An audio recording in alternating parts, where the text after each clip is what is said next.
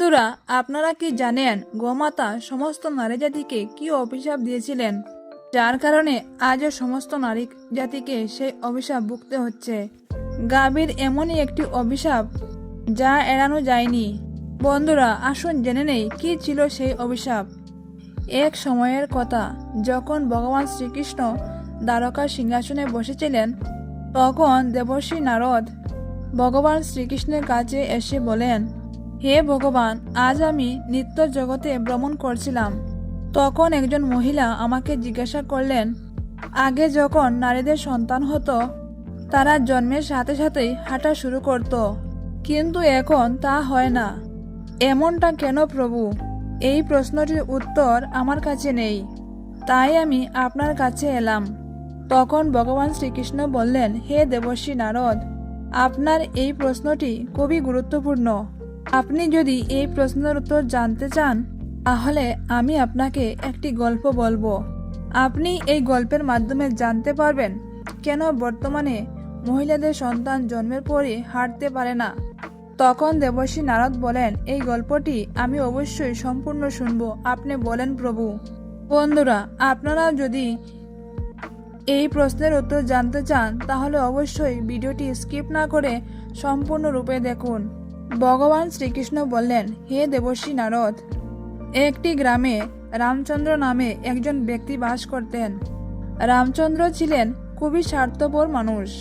তার একটি গাভী ছিল। গাভীটি অনেক দুধ দিত। রামচন্দ্র তার গাভীটিকে অনেক বেশি করে সবুজ ঘাস খাওয়াতো আর দুধ দোয়াতো। রামচন্দ্র সেই দুধ নিজে খেতেন, পরিবারের সবাইকে খাওয়াতেন এবং বিক্রিও করতেন। দুধ বিক্রি করে রামচন্দ্র তার সংসার চালাতেন। এইভাবে কাটছিল রামচন্দ্রের দিন। কিছুদিন পর একটা সময় এলো যখন গাভীটি রামচন্দ্রকে দুধ দেওয়া বন্ধ করে দিল এবং তার সাথে সাথে রামচন্দ্র গাভীটিকে খাবার দেওয়া বন্ধ করে দেয়। এরপর এমন একটা দিন এলো যখন রামচন্দ্র গরুটিকে লাঠিপেটা করে বাড়ি থেকে বের করে দেয় এবং জঙ্গলে রেখে দিয়ে আসে। এখন সেই গরুটি একা হয়ে যায় এবং একা একা বনের এদিক ওইদিক ঘুরে বেড়ায়। ঘুরতে ঘুরতে একদিন সে জঙ্গলে নির্মিত একটি মন্দিরের কাছে এসে পৌঁছায় এবং ভগবানের কাছে প্রার্থনা করে বলে, হে ভগবান, তুমি আমাদের গরুর জনিতে জন্ম দিয়ে কেন এত বড় অন্যায় কাজ করেছ? 84 লক্ষ জন্মের মধ্যে মানব জন্ম হলো শ্রেষ্ঠ জন্ম, তবুও তারা কত পাপ করে এবং অপকর্ম করে। গরুটি আরও বলে, আমি যতক্ষণ দুধ দিতে থাকলাম ততক্ষণ সে আমাকে তার বাড়িতে রাখলো এবং যত্ন করে খাওয়ালো,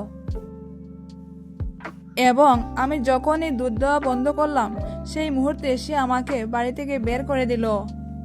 এখন আমি এইদিকে ওইদিকে ঘুরে বেড়াই। এখন আমি জঙ্গলে জঙ্গলে ঘাস খেয়ে নিজের পেট ভরাই। হে ভগবান, আপনি যে সর্বোত্তম জিনিসটি সৃষ্টি করেছেন তা অত্যন্তই স্বার্থপর এবং লোভী। এরপর ভগবান শ্রীকৃষ্ণ বলেন, বেচারা গাভী ঘুরতে ঘুরতে একদিন রামচন্দ্রের বাড়ির সামনে আসে। রামচন্দ্র আবার তাকে লাঠি দিয়ে মারতে মারতে জঙ্গলে দিয়ে আসে। এইভাবে কিছুদিন কেটে যায় এবং গাভীটি আবার গর্ভবতী হয়। গাভীটি গর্ভবতী হওয়ার পরে একদিন একজন নারী জঙ্গলের মধ্যে দিয়ে যাচ্ছিলেন। মহিলাটি গাভীটিকে দেখে ভাবল, আমি এই গরুটিকে আমার বাড়িতে নিয়ে যাব, আর যখন সে বাচ্চা প্রসব করবে তখন সে আমাকে দুধ দেওয়া শুরু করবে। তারপর আমি সেই দুধ পান করব এবং আমার পরিবারের সদস্যদের খাওয়াবো এবং বিক্রিও করতে পারবো।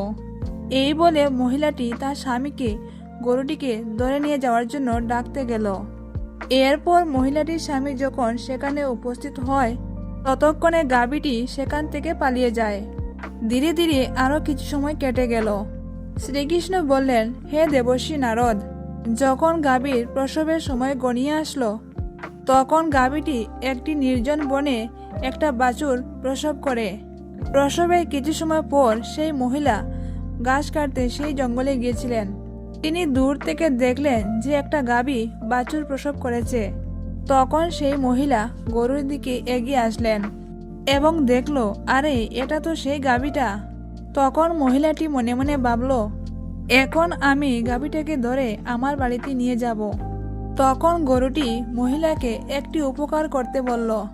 গরুটি বলল, আজকে আমার সন্তানের জন্ম হয়েছে, এখন সে ভালো করে হাঁটতে পারে না। যদি তুমি তাকে আমার কাঁধে তুলে দাও তাহলে আমি আমার বাচ্চাকে নিরাপদ জায়গায় নিয়ে যাব, কারণ বাচ্চাটি 4 মাস পরে হাঁটতে পারবে। এরপর ভগবান শ্রীকৃষ্ণ বলেন, হে দেবর্ষি নারদ, আগে এমনটা ছিল না। আগে গরুর বাছুর জন্মের 8 মাস পরে হাঁটতে পারত। এরপর দেবর্ষি নারদ বললেন, তারপর কি হলো? মহিলাটি গরুটির কথা শুনে জোরে জোরে হাসতে লাগলো এবং বলল, তোমার সন্তান এত নোংরা অবস্থায় পড়ে আছে, আমি তোমার সন্তানকে কেন তোমার কাঁধে তুলে দেব? এই বলে গাভীর সঙ্গে মজা করতে করতে সে সেখান থেকে চলে যায়। এই সময় গাভীটি নিরুপায় হয়ে তার নিজের সন্তানকে নিজের কাঁধে তুলতে পারেনি। তাই সেই মুহূর্তে গাভীটি অনেক দুঃখ পায় এবং সেই মহিলাকে অভিশাপ দেয়।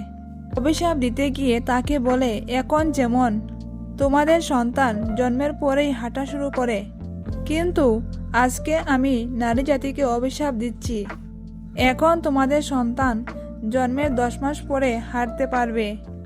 আর আমার সন্তান আজকে হাঁটতে পারছে না, কিন্তু আজ থেকে সমস্ত গরু জাতির সন্তান জন্মের পরেই হাঁটতে পারবে। এরপর ভগবান শ্রীকৃষ্ণ বলেন, হে দেবর্ষি নারদ, গাভীর এই অভিশাপের কারণে এখন মহিলাদের সন্তান জন্মের পরেই হাঁটতে পারে না। সত্যযুগে সুখদেব জন্মের পরেই নিজের পায়ে হাঁটতে শুরু করেছিলেন এবং বেদব্যাসও জন্মের পরেই নিজের পায়ে হাঁটতে পেরেছিলেন। এটা ছিল সত্যযুগের কথা, কিন্তু কলিযুগে সেটি আর হয় না। কলিযুগে সন্তানদের হাঁটতে নিজের পায়ে কমপক্ষে 10 মাস সময় লেগে যায়, কারণ গরুটি সমস্ত মহিলা জাতিকে অভিশাপ দিয়েছিল। সেই থেকে সমস্ত নারী জাতির সন্তানরা জন্মের পরে হাঁটতে পারে না। গরুর অভিশাপের কারণেই 9 থেকে 10 মাস পরে বাচ্চারা হাঁটতে পারে এবং একটি গরুর বাছুর জন্মের সাথে সাথেই হাঁটতে পারে। তো বন্ধুরা, আজকের মতো ভিডিওটি এইটুকু। ভিডিওটি যদি আপনাদের ভালো লাগে তাহলে একটা লাইক করবেন এবং কমেন্ট বক্সে আপনাদের মূল্যবান মতামত জানাবেন। এবং যদি চ্যানেলে নতুন হয়ে থাকেন তাহলে অবশ্যই সাবস্ক্রাইব করবেন। এবং ভিডিওটি সম্পূর্ণরূপে দেখার জন্য আপনাদের অসংখ্য ধন্যবাদ।